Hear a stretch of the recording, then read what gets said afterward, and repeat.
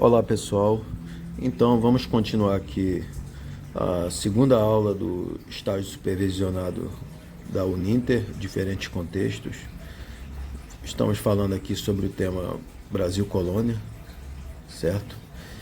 E este estágio é um estágio supervisionado, diferentes contextos, que é fora da nossa plataforma escolar, aqui na nossa plataforma virtual do YouTube, ok?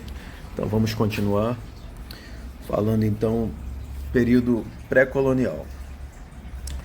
Os anos iniciais da colonização portuguesa, conhecidos como período pré-colonial, foram pautados pela exploração do pau-brasil e do trabalho indígena, a partir do escambo. O período pré-colonial compreende desde a chegada dos portugueses ao Brasil em 1500 até meados da década de 1530. Essa fase encerrou-se com a implantação do sistema de capitanias hereditárias e ficou conhecida dessa forma pela ausência de uma política de colonização e de ocupação por parte de Portugal em relação ao Brasil. Nessa época, houve ainda a predominância da exploração do pau-brasil e da instalação de feitorias no litoral brasileiro. Feitorias era um local fortificado ou não, geralmente próximo a um porto. Funcionavam como entreposto comercial nas colônias das potências europeias na época da expansão marítima. Antes dessa prática ser trazida para o Brasil, ela foi muito utilizada durante a Idade Média, tendo como grande influenciador as grandes navegações. Era também uma forma de defender os interesses comuns dos mercadores, interferindo nas relações econômicas e políticas. Quem administrava as feitorias eram os feitores. E essa administração era um posto de confiança do rei, sendo escolhidos eles eram escolhidos entre a nobreza, esses feitores, cujas funções eram gerenciar o comércio, os mercadores e fiscalizar os escravos. Espalhadas por terras litorâneas, onde havia passagens de navegadores, garantiu ainda a segurança e a jurisdição do país que representava. Importante também esclarecer que elas monopolizavam a cobrança de taxas de navegação e impostos sobre os navios e sobre as mercadorias. As mesmas funcionavam como mercado. Armazém, alfândega, defesa e ponto de apoio à navegação e exploração. Em muitas ocasiões, essas mesmas feitorias serviam ainda como sede do governo das comunidades do local. Como Portugal foi o pioneiro nas grandes navegações, o país teve as primeiras feitorias, a mais antiga data de fins do século XIV, sendo fundada em Flandres, criada na cidade de Bruges, chamada de Feitoria da Antuérpia. Os historiadores apontam grande diversidade de mercadorias nas feitorias: ouro, especiarias, escravos, açúcar, pimenta malagueta, madeiras, cavalos, cereais, penas de aves exóticas, pedras preciosas, sedas e porcelanas.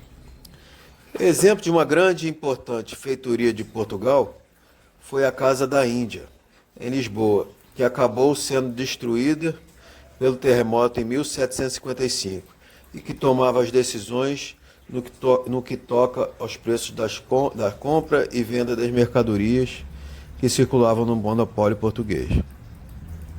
Já a primeira feitoria no continente africano foi a de Arguim, datada de 1448, atraindo os mercadores muçulmanos no norte da África, monopolizando o mercado daquela região.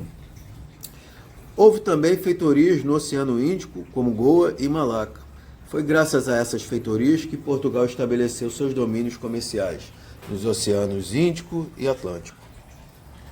Como afirmado anteriormente, no Brasil, também houve feitorias implantadas pelos portugueses. Elas foram as primeiras tentativas de exploração do litoral brasileiro. Após uma viagem de reconhecimento pela costa brasileira em 1501, realizada por iniciativa da coroa portuguesa e comandada por Gaspar de Lemos, e tendo a bordo Américo Vespúcio, sendo este crucial para o êxito da viagem. se descobriu a possibilidade da comercialização em larga escala do pau-brasil e Fernando de Noronha, através de um grupo de mercadores que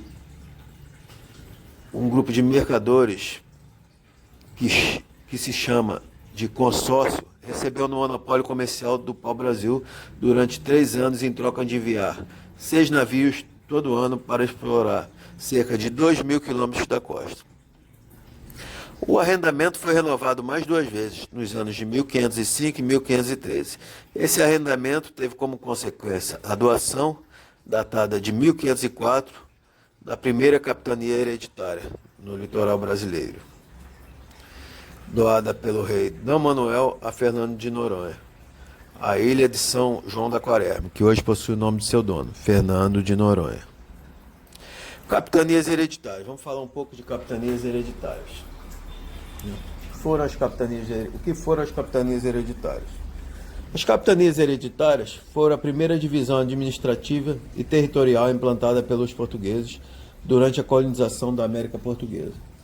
As capitanias hereditárias surgiram por ordem do rei português Dom João III, no ano de 1534, sendo a primeira divisão territorial e administrativa implantada pelos portugueses na América Portuguesa.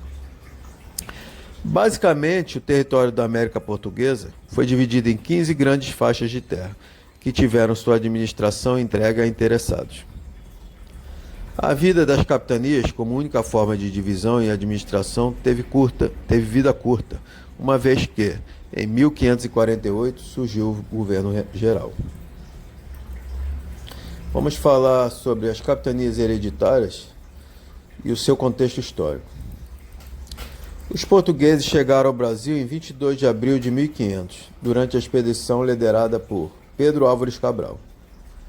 Apesar da chegada dos portugueses ao Brasil ter sido uma grande novidade em Portugal, não atraía tanta atenção dos portugueses naquele momento, uma vez que o comércio com a Índia representava uma possibilidade de maiores lucros.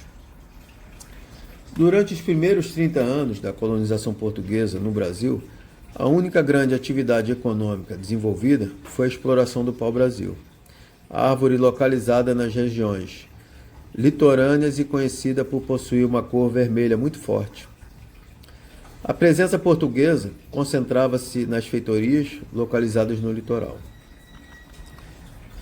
A princípio, os portugueses estavam bastante confiantes na posse da nova terra por conta do Tratado de Tordesilhas, que foi um tratado assinado em 1494 pelo Papa Alexandre VI.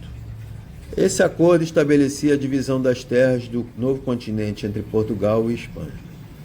Apesar de dar uma certa segurança aos portugueses, esse tratado não garantia que outras nações não tentariam roubar as terras dadas a Portugal.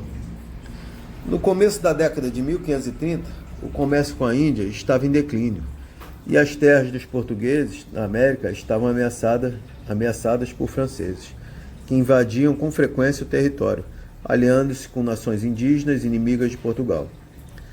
Com essa situação, Portugal percebeu que era necessário ampliar os esforços de colonização do Brasil. Caso contrário, correria o risco de perder as terras. A saída encontrada por Portugal foi bem simples. Em vez de a coroa financiar todo o processo de colonização do Brasil, resolveu passar o ônus para terceiros. Com isso, o rei português decidiu dividir o território em 15 lotes, que foram distribuídos em 14 capitanias diferentes, cuja administração ficou sob responsabilidade dos capitães donatários. Vamos lá. Quais eram as funções dos donatários? Em geral, os donatários eram comerciantes ou pessoas que pertenciam à pequena nobreza de Portugal. A responsabilidade de desenvolver a capitania era exclusiva do donatário, que recebia o direito sobre o lote de terra a partir da carta de doação. Os direitos e deveres que o donatário devia cumprir foram fixados na carta foral. Os donatários não tinham a posse da terra, que continuava pertencendo ao rei português. Portanto, tinham apenas o direito de fixar-se e administrar a terra da melhor forma possível. Dentro de sua capitania, o donatário era a maior autoridade administrativa e jurídica e respondia apenas ao rei de Portugal. Os donatários eram obrigados a investir ou atrair investimentos, criando toda a infraestrutura para garantir o desenvolvimento e a segurança de sua capitania. Além disso, deveriam atrair pessoas para morar em sua capitania, distribuindo terras, que eram as sesmarias, e cobrando impostos de quem fixasse morada nelas. No que diz respeito à segurança, os donatários deviam construir fortificações a fim de impedir invasões estrangeiras, além de combater os povos indígenas que fossem hostis à presença dos portugueses. E vamos falar das capitanias hereditárias que prosperaram. Entre as 14 capitanias, apenas 2 tiveram resultados econômicos expressivos de imediato. Pernambuco prosperou por conta da produção de açúcar nos engenhos, e São Vicente prosperou em virtude da comercialização de índios como escravos. E vamos falar agora as capitanias hereditárias e o governo geral. Fracasso das capitanias. A divisão do território em capitanias e o poder dos donatários investido pela coroa estendeu-se em alguns casos até o século XVIII, quando a coroa portuguesa percebeu o fracasso do sistema. Esse insucesso pode ser explicado por uma junção de fatores, como a inexperiência administrativa de muitos donatários, a falta de comunicação interna e a dificuldade de comunicação com Portugal, a escassez de recursos para promover o desenvolvimento das capitanias, os conflitos com indígenas e outras coisas. A coroa portuguesa percebeu então que era necessário centralizar o poder na colônia. Para isso, criou o governo geral, um sistema centralizado no qual o governador-geral tinha autoridade e poder sobre toda a colônia. O primeiro nomeado para exercer essa função foi Tomé de Souza, que foi responsável pela construção da primeira capital do Brasil, que foi qual? Salvador. E nome das capitanias hereditárias, vamos falar agora. Como foi abordado, os portugueses dividiram o território da América Portuguesa em 15 lotes de terra, distribuídos em 14 capitanias. No caso dos donatários, foram nomeados 12 pessoas para administrar as capitanias. As representações da organização e da distribuição dos lotes que compõem as capitanias hereditárias são pautadas pelos historiadores em mapas clássicos, alguns produzidos durante o século XVI. Um dos mapas mais conhecidos foi o produzido pelo cartógrafo português Luís Teixeira em 1586. Certo? Em 22 de abril de 1500, os portugueses conseguem descobrir do outro lado do oceano terras nunca antes visitadas.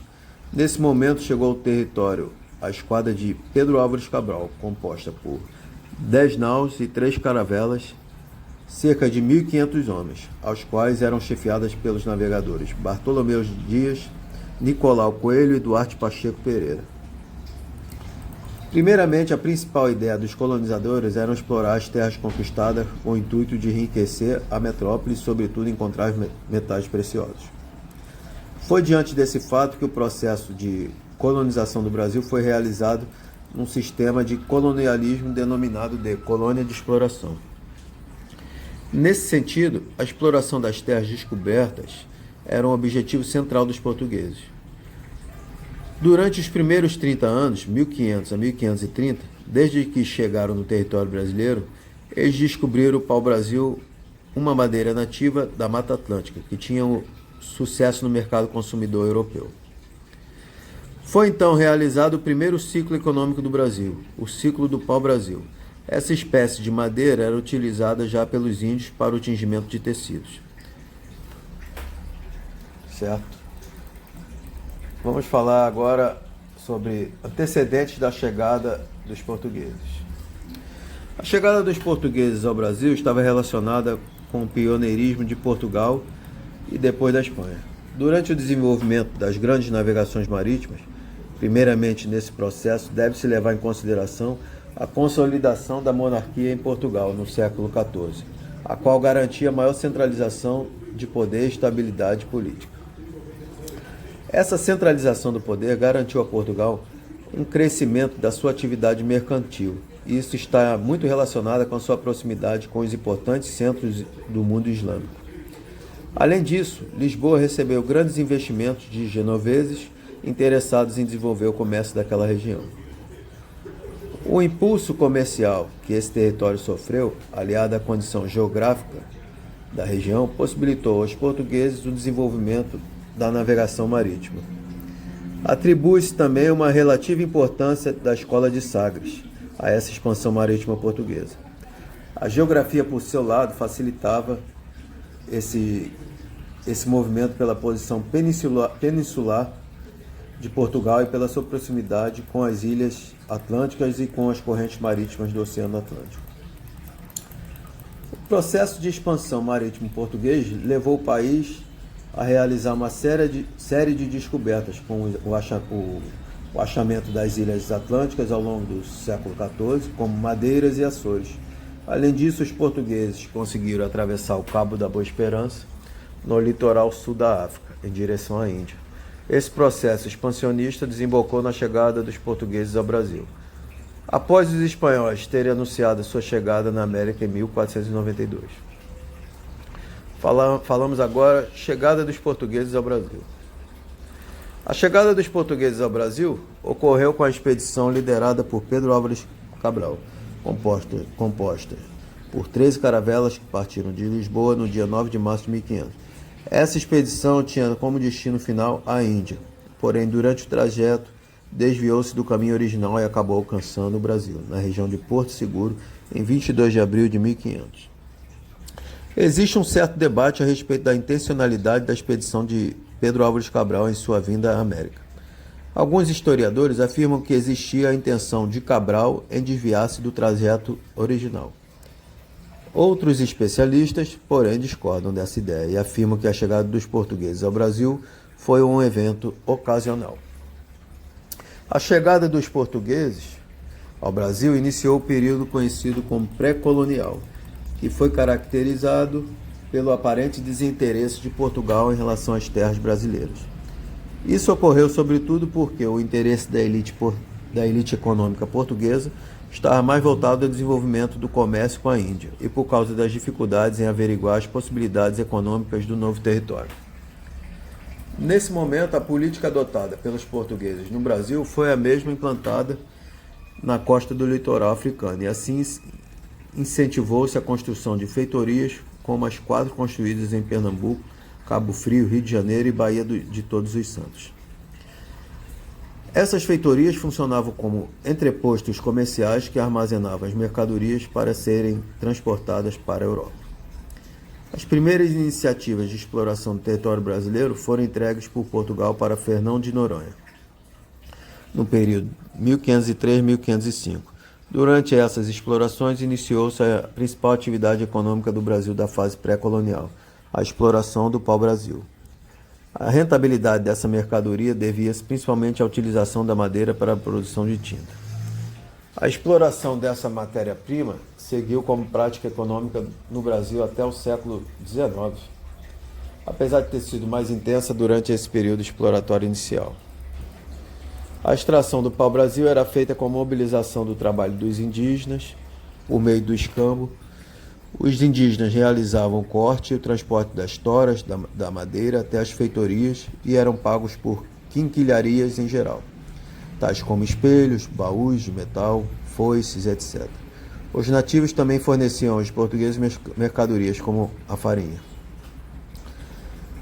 E, seguindo, houve o estabelecimento das capitanias hereditárias, o declínio do comércio com a Índia, as ameaças de invasões estrangeiras no Brasil, principalmente dos franceses, mobilizaram Portugal para ampliar a colonização do Brasil. A partir de 1534, o território brasileiro foi dividido em 15 capitanias e sua administração foi entregue a pessoas da pequena nobreza de Portugal, que deveriam desenvolver e garantir a lucratividade de sua capitania.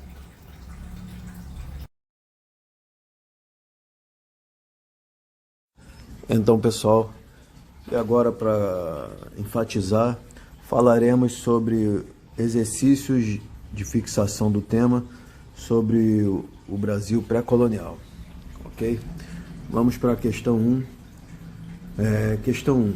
O início da colonização portuguesa no Brasil, no chamado período pré-colonial 1500 a 1530, foi marcado pelo, letra A, envio de expedições exploratórias do litoral e pelo escambo do pau-brasil, letra B, plantio e exploração do pau-brasil associado ao tráfico africano, letra C, deslocamento para a América da estrutura administrativa e militar já experimentada no Oriente, letra D, fixação de grupos missionários de várias ordens religiosas para catequizar os indígenas. Letra E, implantação da lavoura canavieira apoiada em capitais holandeses. Ok. Então, temos como resposta a letra A. O início da colonização portuguesa no Brasil, no chamado período pré-colonial, 1500 a 1530, foi marcado pelo envio de expedições exploratórias do litoral e pelo escambo do pau-brasil. Ok? Nos primeiros 30 anos da colonização, observamos que os portugueses limitaram-se a enviar expedições de reconhecimento e proteção ao litoral brasileiro. Sob o ponto de vista econômico, a extração do pau-brasil era realizada através da mão de obra voluntária dos índios, que recebiam pequenas mercadorias pelos serviços prestados, o escambo. Ok? Então vamos agora à questão 2. Apesar dos exageros e incorreções, a lettera de Américo Vespúcio para Piero Soderini com certeza continha várias passagens verídicas. Uma delas é o trecho no qual, referindo-se à sua primeira viagem ao Brasil, realizada entre maio de 1501 e julho de 1502, Vespúcio afirma: nessa costa não vimos coisa de proveito, exceto uma infinidade de árvores de pau-brasil. E já tendo estado na viagem bem 10 meses e visto que nessa terra não encontrávamos coisa de metal algum, acordamos despedirmos-nos dela. Deve ter sido exatamente esse o teor do relatório que Vespúcio entregou para o rei Dom Manuel em julho de 1502, logo após desembarcar em Lisboa, ao final de sua primeira viagem sob bandeira portuguesa. O diagnóstico de Vespúcio selou o destino do Brasil pelas 2 décadas seguintes. Afinal, no mesmo instante em que era informado pelo Florentino da inexistência de metais e de especiarias no território descoberto por Cabral, D. Manuel concentrava todos os seus esforços na busca pelas extraordinárias riquezas do Oriente. Ok? A descoberta do Brasil não alterou os rumores da expansão portuguesa, voltada prioritariamente para o Oriente, o que explica as características dos primeiros anos da colonização brasileira, entre as quais se inclui, letra A, caráter militar da ocupação visando a defesa das rotas atlânticas. Letra B, escambo com os indígenas e garantindo o baixo custo da exploração. Letra C, abertura das atividades extrativas da colônia e comerciantes das outras potências europeias. Letra D, migração imediata de expressivos contingentes de europeus e africanos para a ocupação do território. E letra E, exploração sistemática do interior do continente em busca de metais preciosos. Qual seria a resposta? Vou ler de novo. A descoberta do Brasil não alterou os rumos da expansão portuguesa, voltada prioritariamente para o Oriente, o que explica as características dos primeiros anos da colonização brasileira, entre as quais se inclui, letra B, escambo com os indígenas, garantindo o baixo custo da exploração. O escambo realizado com os índios exemplificava a falta de interesse dos portugueses em investirem grandes capitais na exploração do espaço colonial brasileiro. Mais interessados em consolidar laços econômicos com o mundo oriental, Portugal limitou-se a explorar a extensa quantidade de pau-brasil que poderia ser empregado na indústria têxtil, na fabricação de embarcações e na construção de residências imóveis. Ok. Vamos para a terceira questão. Assinale a alternativa correta a respeito do período pré-colonial brasileiro. Letra A. Os franceses não reconheciam o domínio português, tanto que chegaram a se estabelecer no Rio de Janeiro e no Maranhão. Letra B. O trabalho intenso de Anchieta e Nóbrega na catequese dos índios tinha o objetivo de impedir a escravização do gentio. Letra C. A ocupação temporária europeia por meio de feitorias deveu-se à inexistência de organização social produtora de excedentes negociáveis. Letra D. A cordialidade dos indígenas constatava contrastava com a hostilidade europeia dos portugueses, cujo objetivo metalista conduzia sempre à prática da violência. Letra E. A cordialidade inicial entre europeus e índios deveu-se ao fato de que o objetivo catequético superava os fins materiais da expansão marítima. Então, para essa terceira questão, temos como resposta a letra A. Os franceses não reconheciam o domínio português, tanto que chegaram a se estabelecer no Rio de Janeiro e no Maranhão. Ok? Vamos aqui comentar mais um pouco. Vista como uma das mais graves consequências do desinteresse português em relação às terras brasileiras, a invasão dos franceses revelou o desenvolvimento de uma concorrência de outras nações europeias no processo de colonização do continente americano. Sem reconhecer a validade do Tratado de Tordesilhas, os franceses realizaram o contrabando do pau-brasil e tentaram consolidar algumas colônias no litoral brasileiro. Ok. Vamos agora para a quarta questão. De começo, qual fosse, após a exploração cabralina, a importância dos conhecimentos geográficos sobre o Brasil, o interesse de Dom Manuel pelos seus novos territórios da América, foi, ao que parece, mais de ordem estratégica que econômica. Segundo o historiador português Jaime Cortesão, no início do século XVI, a importância econômica dada à América pelo Estado português foi de ordem estratégica. Isto porque, letra A, apesar de terem sido encontrados imediatamente metais preciosos no território, os portugueses não tinham maior interesse neles. Letra B, as comunidades indígenas do litoral sul da América eram hostis a qualquer contato com os portugueses, o que impediu o desenvolvimento de atividades econômicas na região. Letra C, a extensão do litoral e o clima tropical impediam o desenvolvimento de atividades econômicas que permitissem a produção de bens valorizados na Europa. Letra D, o interesse português estava voltado para o Oriente e o controle do litoral sul da América deveria garantir fundamentalmente o monopólio da navegação da Rota do Cabo. E letra E, a instalação de feitorias que estimulassem o plantio pelas comunidades indígenas do pau-brasil, produto valorizado no mercado europeu e por isso gerador de lucros para o Estado português.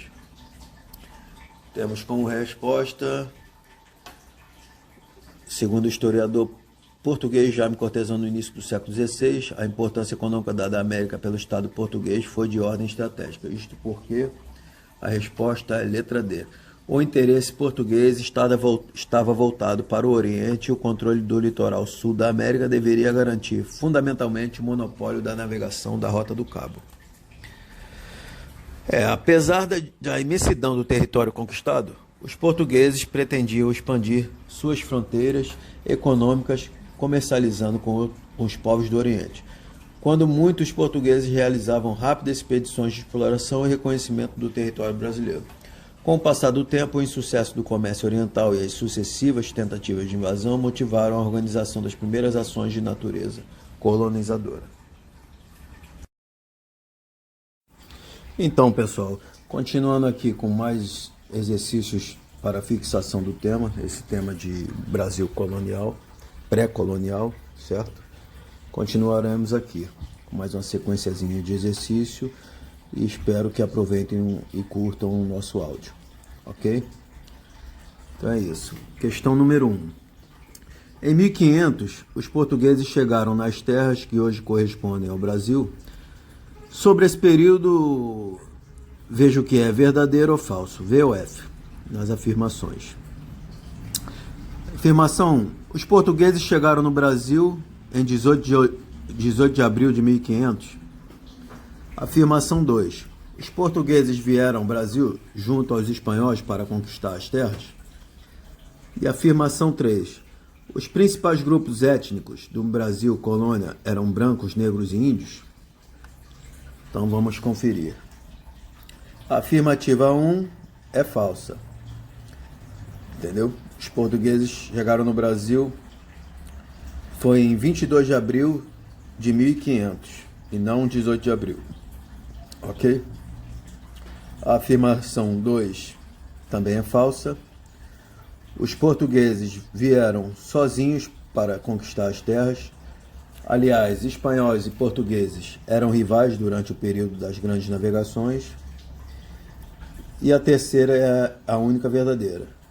Os principais grupos étnicos no Brasil, colônia, eram brancos, negros e índios. Entendeu? Agora, vamos para a segunda questão. O período colonial no Brasil teve início em letra A, 1530, letra B, 1500, letra C, 1600, letra D, 1589, letra E, 1630. A alternativa correta é a A. O período colonial no Brasil teve início em 1530. No dia 22 de abril de 1500, a esquadra de Cabral aportava no Brasil e se iniciaria um período de comércio entre os indígenas e os portugueses. No entanto, diante do interesse de franceses e holandeses por essas terras, a coroa portuguesa decide começar a ocupá-la para não perdê-la. A partir daí, os portugueses tomaram posse das riquezas naturais do Brasil e iniciaram a ocupação do território. Certo? Questão 3. No período pré-colonial, a atividade econômica que teve maior destaque foi: letra A, pau-brasil, letra B, mineração, letra C, cana-de-açúcar, letra D, café, letra E, algodão. A alternativa certa é a letra A, pau-brasil.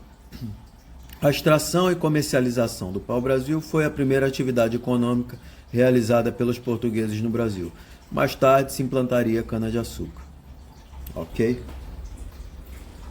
Mais outra questão. Questão 4. A primeira capital do Brasil foi: letra A, São Paulo, letra B, Rio de Janeiro, letra C, Salvador, letra D, São Luís, letra E, Brasília. Vamos ver. A questão certa é a letra C, Salvador. Primeira capital do Brasil foi Salvador. Salvador foi escolhida a primeira capital por sua localização geográfica, pois estava a meio caminho do Nordeste e do Rio de Janeiro. Além disso, consolidou-se como um importante porto de recepção de pessoas escravizadas. Ok? Vamos para a questão 5. O Tratado de Tordesilhas foi um acordo entre: letra A, Brasil e Portugal, letra B, França e Portugal, letra C, Portugal e Inglaterra, letra D, Inglaterra e França, letra E, Portugal e Espanha. Então a correta foi: Tratado de Tordesilhas foi letra E, Portugal e Espanha. Portugal e Espanha estavam em plena expansão territorial e assinaram alguns acordos para não entrar em desentendimento. O primeiro foi em 1479 e mais tarde, quando Colombo chega à América em 1492, é preciso negociar entre os dois reinos as cláusulas a respeito das terras por descobrir. Por isso, em 1494, ambos os reinos firmam o Tratado de Tordesilhas, que estipula que as terras encontradas a 370 léguas a oeste do arquipélago de Cabo Verde, na África, pertenciam à Espanha e as do oeste a Portugal.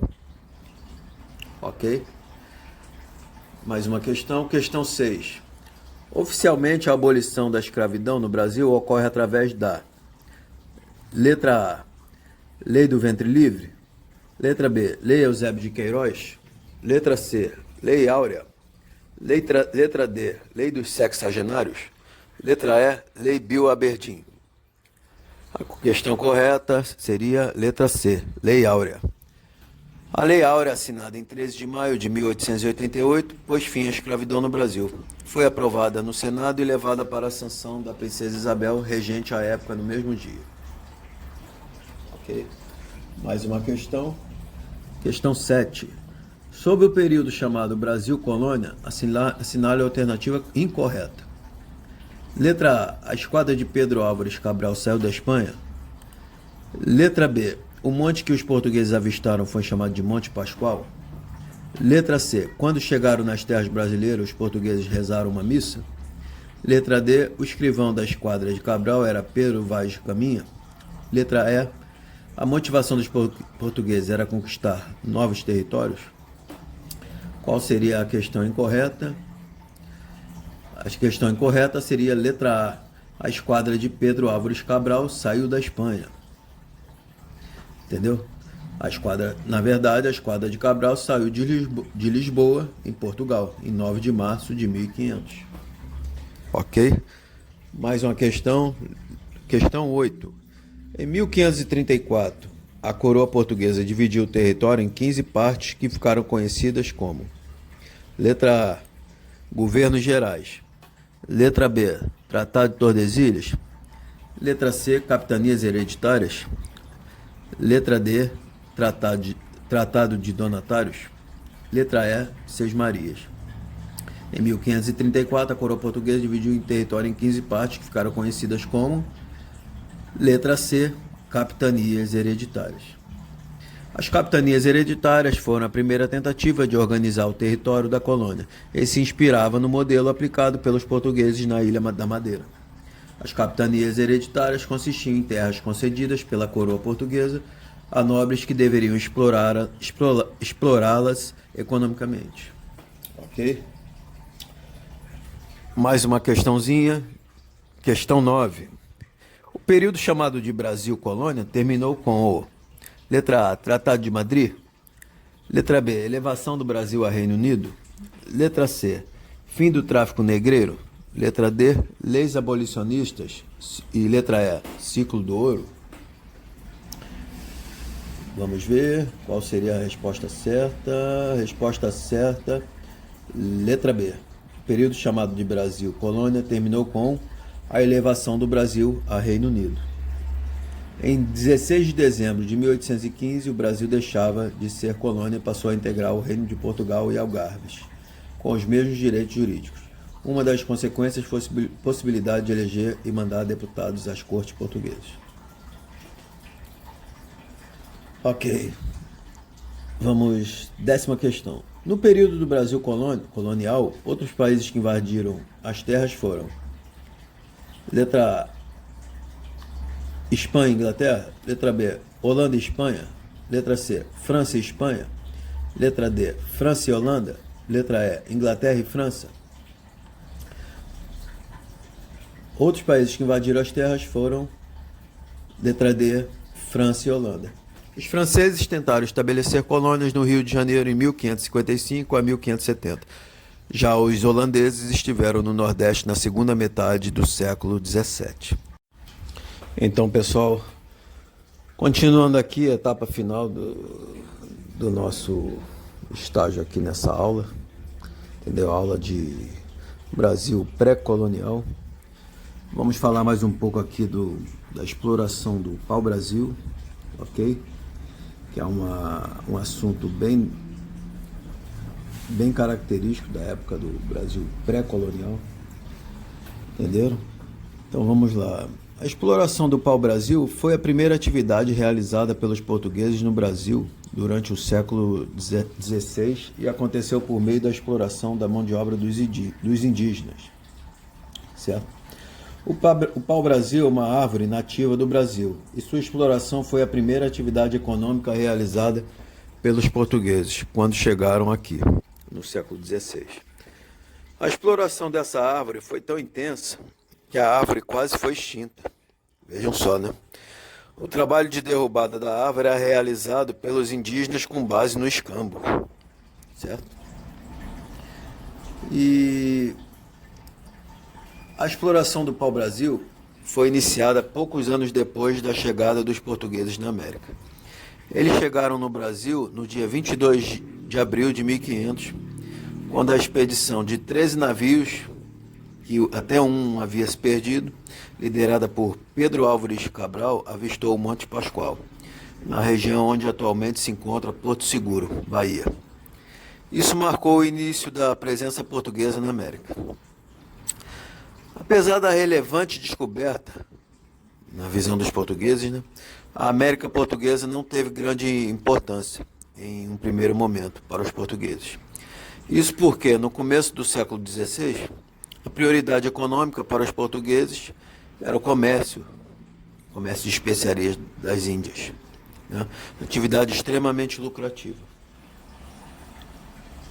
E isso fez com que a América portuguesa fosse colocada em um segundo plano, e as iniciativas de exploração foram poucas.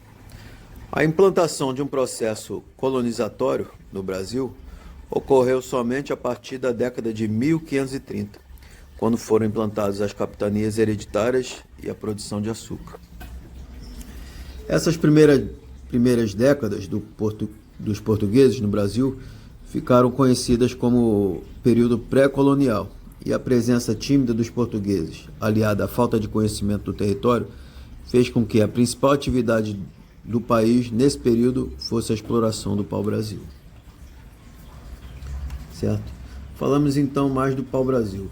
O pau-brasil, é uma árvore nativa do Brasil, típica da Mata Atlântica, e era chamada pelos tupis de ibirapitanga. A árvore pode alcançar até 15 metros de altura e é conhecida por ter galhos com espinhos. Okay? No século XVI, a árvore ganhou importância. Por quê?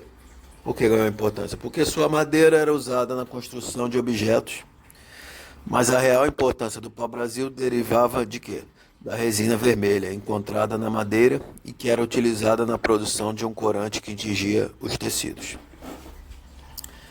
Na época, os europeus conheciam uma árvore parecida com o pau-brasil, que era denominada como biancaea, sapã.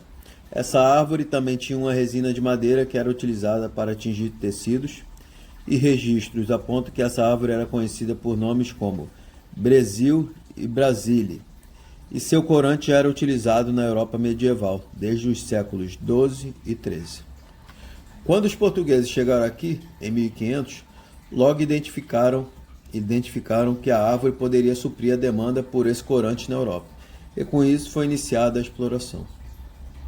A primeira pessoa que recebeu o direito de exploração do pau-brasil na América foi um cristão novo, judeu convertido ao cristianismo, chamado Fernão de Noronha, em 1501. Em 1501, Fernão de Noronha recebeu o direito de explorar a ilha de São João, atual Fernando de Noronha, como chamada hoje, como sua capitania. Em seguida, recebeu o direito de explorar o pau-brasil existente na sua capitania, desde que não se importasse mais a variedade asiática do pau-brasil. Na sua capitania, Fernão de Noronha deveria repassar uma parcela de seu lucro pelas atividades que realizasse, mas em relação ao pau-brasil, o lucro obtido era integralmente da coroa portuguesa. Em 1511, aconteceu a primeira exportação de pau-brasil para Portugal, com o embarque de 5.000 toras de árvore em um navio chamado Bretoa. Nesse mesmo ano, o arrendamento que havia sido dado a Fernão de Noronha foi transferido para Jorge Lopes Bichorda. E 2 anos depois, em 1513, o arrendamento passou a ser livre e todos os interessados poderiam explorar o pau-brasil, desde que fossem pagos os impostos da coroa, 20%. Vocês sabem por que o pau-brasil se chama pau-brasil? Discutiu-se muito a origem do nome pau-brasil entre os historiadores. Hoje sabe-se que o termo Brasil era uma referência ao tom avermelhado da resina, que era encontrada na madeira da árvore. Como mencionamos nesse texto, na Europa já circulava uma série de variações do termo e todos eles tinham origem no termo Brasília, retirado do idioma latino e significava cor de brasa, ou vermelho, segundo as historiadoras Lilia Schwartz e Heloísa Starling. Com o tempo e a popularização da atividade realizada no Brasil, o nome utilizado para se referir à árvore foi usado para mencionar a terra da qual ela era extraída. E o ponto de partida para isso foi em 1512, quando a madeira chegou à Europa.